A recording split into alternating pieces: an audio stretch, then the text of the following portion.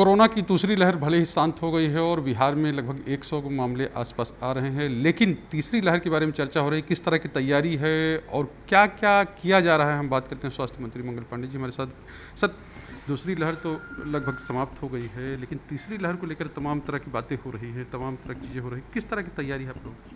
नहीं, देखिए, जो चीज़ चुनौती दिखाई पड़ी दूसरी लहर में और जिन व्यवस्थाओं को और बेहतर करने की आवश्यकता हम लोगों ने महसूस की, उन कार्यों को हम लोग कर रहे हैं। जैसे ऑक्सीजन की व्यवस्था को बेहतर करना, ऑक्सीजन की उपलब्धता, ऑक्सीजन का स्टॉक रखना, ऑक्सीजन की रिफिलिंग कराना, ताकि ऑक्सीजन का दिक्कत नहीं हो, बेड्स तक ऑक्सीजन गैस पाइपलाइन लगाना।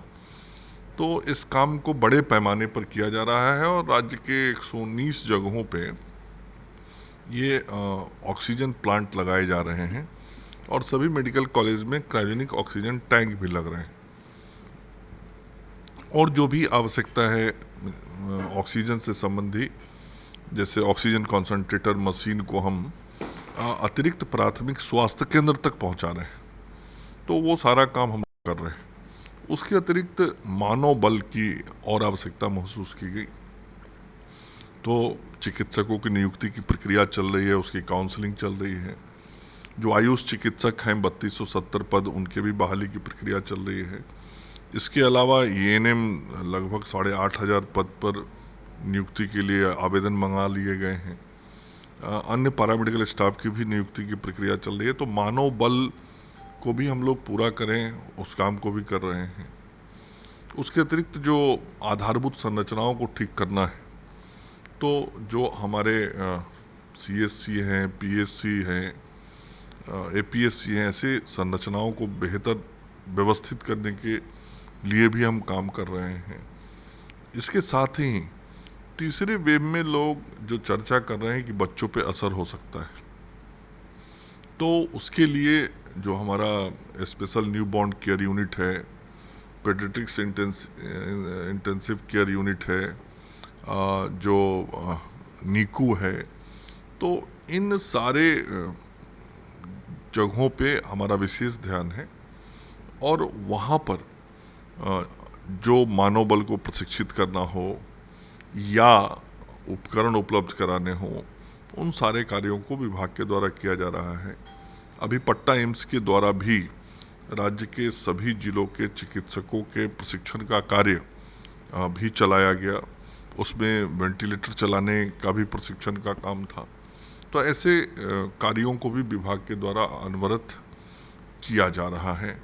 और जो तीसरे फेज से बचाव का सबसे बड़ा उपाय है, वो है टीकाकरण। तो टीकाकरण की गति को तेज करके लोगों को बचाने का काम तीसरे फेज से, इसमें हम सब लोग लगे हैं। और 6 माह में 6 करोड़ डोज के साथ जो अभियान शुरू किया गया माननीय मुख्यमंत्री जी के द्वारा, उस अभियान को हम लोग गति दे रहे हैं। और भारत सरकार से संपर्क करके, भारत सरकार से जो मुफ्त में हम लोगों को टीका मिल रहा है, ज़्यादा से ज़्यादा उपलब्ध हो, उस टीके को लेके हम लोग लोगों को टीकाकृत कर रहे हैं। परिणाम भी राज्य में दिखने लगा है। अब कई प्रखंड अब वैसे आने शुरू हो गए हैं सामने, जो 100% टीकाकृत हो रहे हैं, नगर परिषद हो रहा है। और हमारा फोकस है कि जो जिला मुख्यालयों के केंद्र हैं, उनको पहले हम सैचुरेट करें और पूर्ण रूप से टीकाकृत करें। तो उस पूरी योजना के साथ स्वास्थ्य विभाग सभी संबंधित जिलों के जिलाधिकारियों के साथ और सिविल सर्जन के साथ मिलके कार्य योजना बना के मूर्त रूप दे रहा है। अच्छा, एक चीज़ और है, ये तो टीकाकरण की बात हो गई और स्वास्थ्य विभाग की तैयारी की बात हो गई, लेकिन जिस तरह से अनलॉक 4 चल रहा है और लोगों की भीड़ उमड़ रही है, उसमें एक स्वास्थ्य मंत्री के तौर पे आप किस तरह से लोगों से क्या अपील करना चाहेंगे? देखिए, हम लोगों ने बार बार इसीलिए अभी पूरी तरीके से लॉकडाउन ख़त्म नहीं किया गया है और माननीय मुख्यमंत्री जी के साथ जो क्राइसिस मैनेजमेंट ग्रुप की मीटिंग होती है, उसमें जो हम सब लोगों ने अभी तक धीरे धीरे लॉकडाउन को कम करने की प्रक्रिया की है, उसमें हम फेज 4 तक अभी पहुँचे हैं। और क्रमशः व्यावसायिक प्रतिष्ठानों को हम लोगों ने खोला है, अन्य गतिविधियों को चालू किया है, परिवहन यातायात की जो व्यवस्थाएं हैं उसमें छूट दी हैं, जो नाइट कर्फ्यू था उसके टाइम में छूट दिया है, दुकानों और सरकारी और प्राइवेट कार्यालयों को खोलने में छूट दिया है। तो ये क्रम से करके हम लोग आगे बढ़ रहे हैं और अब हम लोगों ने 11th क्लास और उसके ऊपर के विद्यार्थियों के पढ़ाई के लिए भी खुला छोड़ा है।